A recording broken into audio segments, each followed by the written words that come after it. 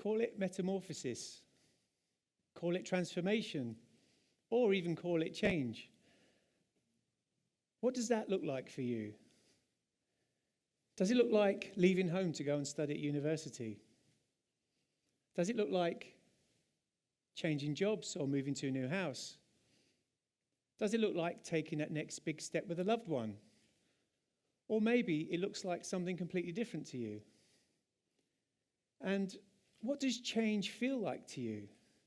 Does it make you feel certain or uncertain about your future? Does it make you feel optimistic or pessimistic of what lies behind the door of opportunity? Does it make you feel like you're stepping into the darkness or stepping into the light when you do something for the first time? And I wonder if you can agree that that's kind of the annoying thing about change. It can make you feel like all of these sensations are bouncing around inside of you, bounce you back and forth between certainty and uncertainty, all at the very same time. Certainty and uncertainty, optimistic and pessimistic. And it can probably feel like sometimes there's a tennis ball and you're that tennis ball flying through the wind at 100 miles an hour at Wimbledon, going from one side of the tennis court to the other, because you're being hit by the different sensations that change can make you feel. Whack, I feel certain. Whack, now I feel uncertain. Whack, I feel optimistic. Whack, now I'm pessimistic. Whack, I can see the light of my future. Whack, now it's all gone dark. And I don't know about you, but change really makes me dizzy, because it goes back and forth between positivity and negativity, back and forth. And I think it does this is because it's scary. You've got to go from the old to the new. You've got to pack your bags and walk away from where you are right now, the familiar, and go into the unfamiliar landscape of the unknown. And change expects an awful lot from you as well. It expects you to be an adventurer, setting up camp on the island of the unknown. It expects you to be an explorer, finding pathways through the mountains of uncertainty. And it expects you to be a seeker, so that you look for doors that, when opened, invite uncertainty into your life. But it's not easy. But the transformation that lies behind embracing uncertainty and seeking that change can be great. But you need to be curious about what the future holds for you. You need to be brave enough to go from the old to the new you. And you've got to be bold enough to step into the darkness in the hope that you discover the light and you discover your big, bright future. But it's not easy, is it? And if I can tell you what change feels like to me, personally, I don't like it. I really don't, because it makes me feel vulnerable. Because I've got to go from the old to the new. I've got to step away from where I am now, like changing jobs, and go to do something different. And I find it hard because it's really scary. And I recall a time where I stayed in a job for a long time because I was frightened of going for this career that I wanted. And even though I really wanted it, I was frightened because why would I leave a safe job and go into this career that was uncertain, even though I really wanted it? And the reason was because change made me feel vulnerable. It did. But the most annoying thing I find about change is that change is absolutely everywhere. Whether you choose to make it happen or it chooses to happen to you, it will be there like a big, scary monster with its outstretched arms waiting to push you out of your comfort zone. And I like my comfort zone. I really do. It's like an old pair of comfortable shoes. It's like lying in a bath of soft, fluffy marshmallows, drinking a cup of tea. I'll tell you later if I've actually done that or not before. It's like lying on a sofa. Have you ever lied on your sofa watching your favourite box set? Have you ever done that? It's fantastic. That's my comfort zone. But do you know what's going to happen when you're lying on that sofa watching your favourite box set? Sooner or later, that box set's going to come to an end and you're going to have to change what you're doing. You're going to have to get up and do something else. So kind of change is coming for you whether we like it or not. But it's scary. But if we can be curious, brave and bold, we can discover a big, bright future for ourselves. We can. But it makes me vulnerable. So in the past, I've avoided change. I have. But there's something that I don't avoid. I kind of never have really, even since I was a young kid. As I'm lying on my sofa watching my favourite box sets. I don't avoid horror stories, horror movies. I don't. It's weird. I kind of really like them. And I think what I like about them the most is that I get to lie in my comfort zone on my sofa and I get to watch other people, characters or heroes, exploring cold, dark, scary places that the writers and directors have decided to put them into at that moment. And I get to experience all of this in my comfort zone because it's not happening to me. And I think it's absolutely fantastic. And it's great. Lying in there in my comfort zone, I love it. I really do. But the thing is, what I've noticed about that is even that's going to change. Even that's going to change at some point. Me lying there in my comfort zone watching these scary movies. And I don't know if you've ever watched any scary movies before, but maybe you've noticed there's something kind of familiar about them all. They all kind of follow a similar pattern. There's a hero, like we've mentioned. Everything is normal, or so we're led to believe. Then something happens to create some uncertainty for the character, for our hero. There's a noise. There's a pathway that leads to a scary place. There's a feeling of tension in the air. And there's suddenly a bang, a bang, a bang, and it goes silent. And there it is again. There's bang, bang, bang, and it's louder this time, and it's coming from the basement. And our hero has to think quickly. Do they stay where they are, in their safe, familiar surroundings, or do they go towards that scary noise, that scary place in the basement? And if you've watched a horror story before, you kind of know that they're going to go towards that scary noise. It almost hypnotizes them. And they start walking towards it to investigate. And they get to the top of the stairs and they peer down into this basement. And of course, the basement is bathed in a velvet dark blackness. And they can't see down there. And they reach for the light switch. Will the light switch work? No, it never does it? Because that would make it too easy for them, wouldn't it? So, of course, they try the light switch, but it's still bathed in darkness. And they're feeling uncertainty, but they're propelled to go downstairs one step at a time. And this bang, this bang, this bang is getting even louder. But it's even louder because our heartbeats are going bang, bang, bang as they get closer to that noise. And they get to the bottom of the basement. And they look up. And they somehow see this door that's illuminated in the darkness. This big, old oak door. Cobwebs. And everything about that door is telling them, do not open it. Do not open it. But somehow that noise, that bang, that bang, that bang is ringing a hypnotic tune. And they move forward into that darkness. And if you're like me, you're probably yelling at the screen now, telling them, don't open it. Don't open it. But you know they're going to. And they reach out their hands. They pull on the door. And they step into darkness.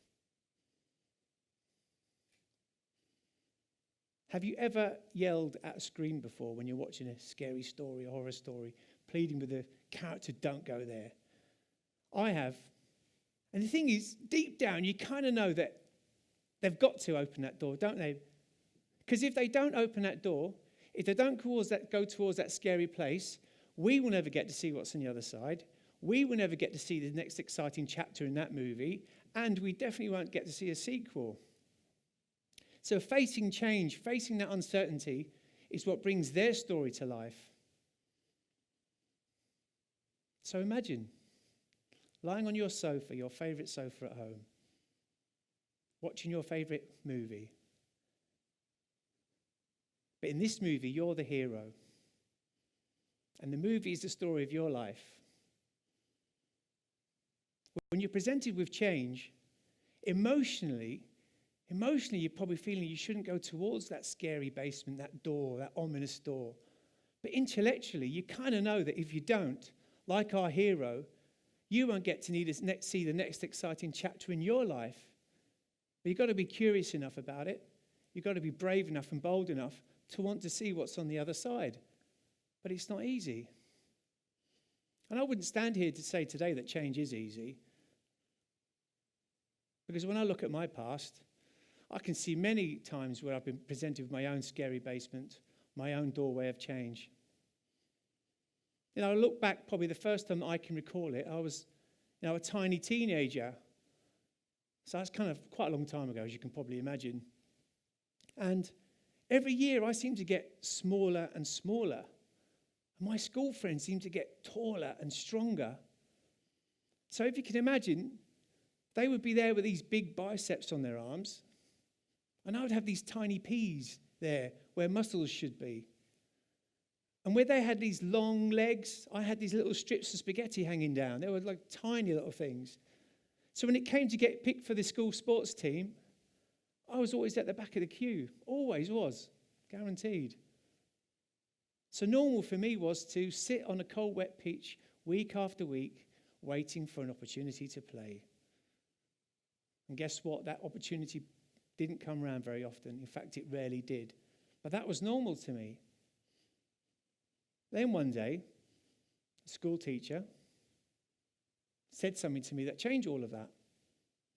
They told me about a local running club.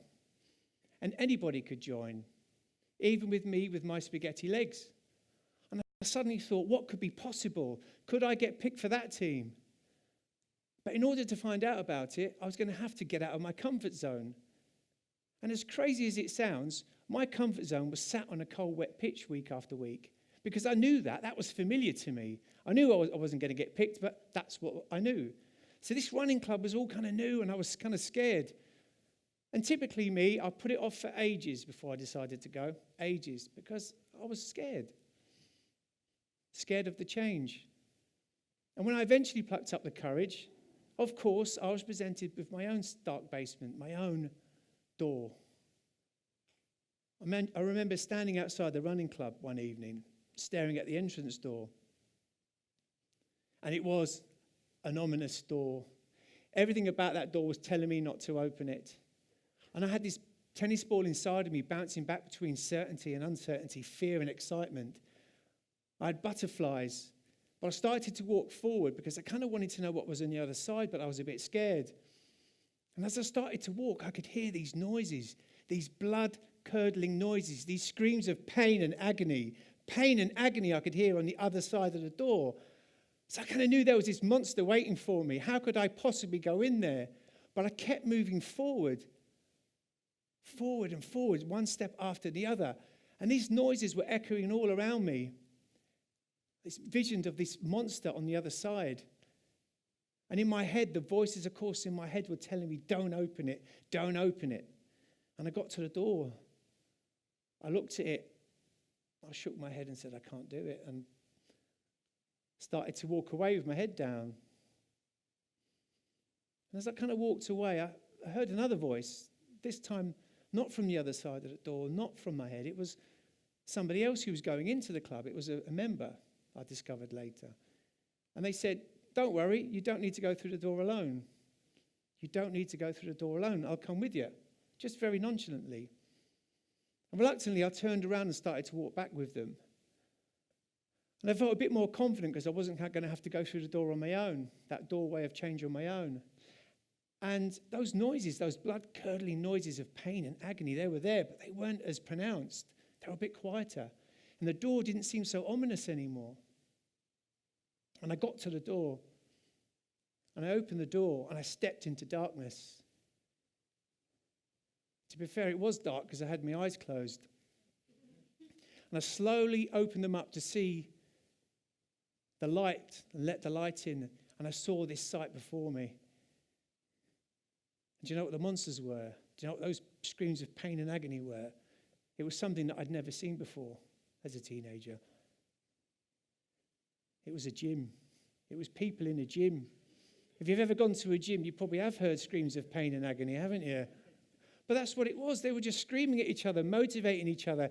Get stronger, get fitter, you can do it.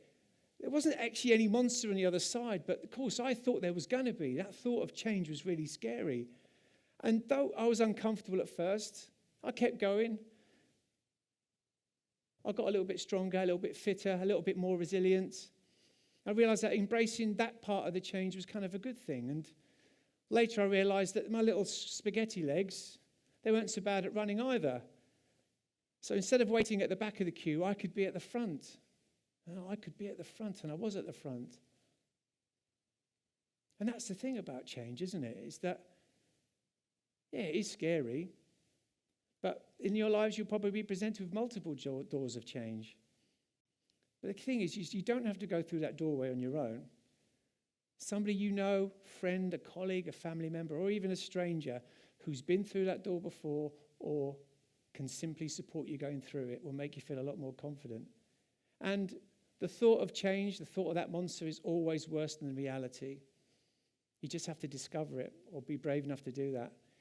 And you'll probably notice in your life there'll be multiple doors of change that you're presented with.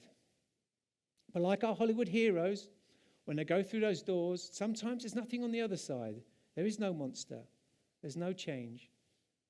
But if you continue opening up those doors of uncertainty, you can take big, bold steps into the bright future that you deserve. You really can. You just got to be curious enough, brave enough, and bold enough.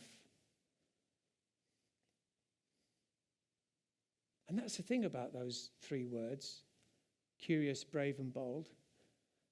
Did you know that there's an institution which holds those values dear to it? A place where it's the home of the curious, the brave, and the bold. Do you know where that is? It's where we are today, University of Essex. You're in the right place. And those three words, those values are so important, I believe, when you're facing change in your lives. Because transformation, metamorphosis, and change are scary. But if you can be curious about your future, be brave enough to go from the old version of you to the new version of you, and be bold enough to step into the darkness so that you can discover the light, you can write, star, direct, and be the hero in your own movie of your life. And change does not have to be your horror story. Thank you.